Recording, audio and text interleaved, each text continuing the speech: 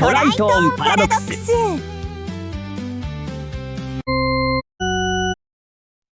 鳴った2つの音、上がった？それとも下がった？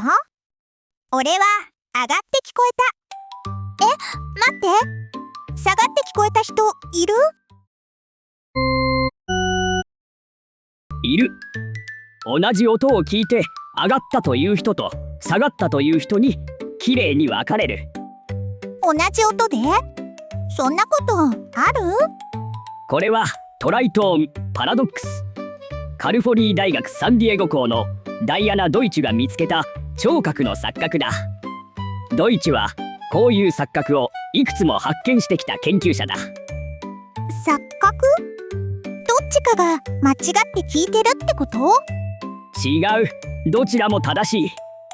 この音には正解が存在しない。正解がない音？なっているのはシェパードトーンという特殊な音だ。この音を作ったのはロジャー・シェパード。1964年のことだ。一つの音の中に何オクターブもの高さが同時に重ねてある。だから脳ははっきりした高さを決められない。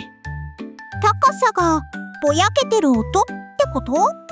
この仕組みには無限に上がり続けて聞こえる版もある。映画やゲームで緊張を煽る音としてよく使われている。あの不安になる音、これだったのか。そこにもう一つ仕掛けがある。二つの音の間隔がちょうど半オクターブ。オクターブのど真ん中だ。上に進んだとも下に進んだとも同じだけ言える。作ったシェパード自身はこの2音はどっちつかずに聞こえると予測していた。曖昧に聞こえるはずだったってこと？ところがドイチュが一人ずつ調べると違った。人によって上か下かはっきり決まっていた。予測がひっくり返ったのか。そう。だから人によって割れる。でもなんで俺は上、あいつは下って分かれるの？ここからが本題だ。ドイチュは聞こえ方が育った土地や言葉と相関することを突き止めた。言葉？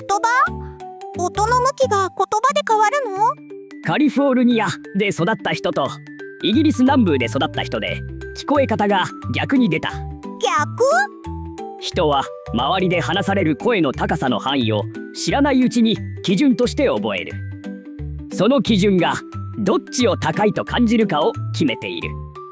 つまり俺が上に聞こえたのは君が日本語の声に囲まれて育ったからだ。マジか。ただしこの声の高さで決まるという説には反論もある。現象は本物だがなぜそう聞こえるかはまだ完全には決着していない。まだ分かりきってないんだ。ちなみに言葉が耳を作る例は他にもある。絶対音感は成長言語を話す人に多いことが分かっている。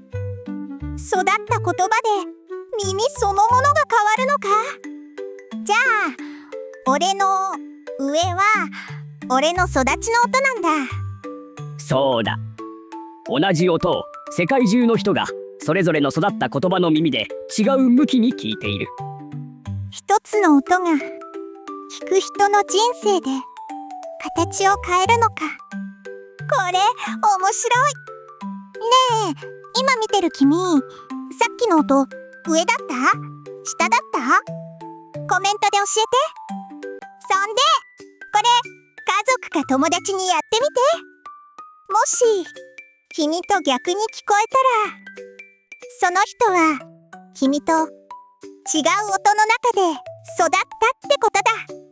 同じ世界、違う聞こえ方。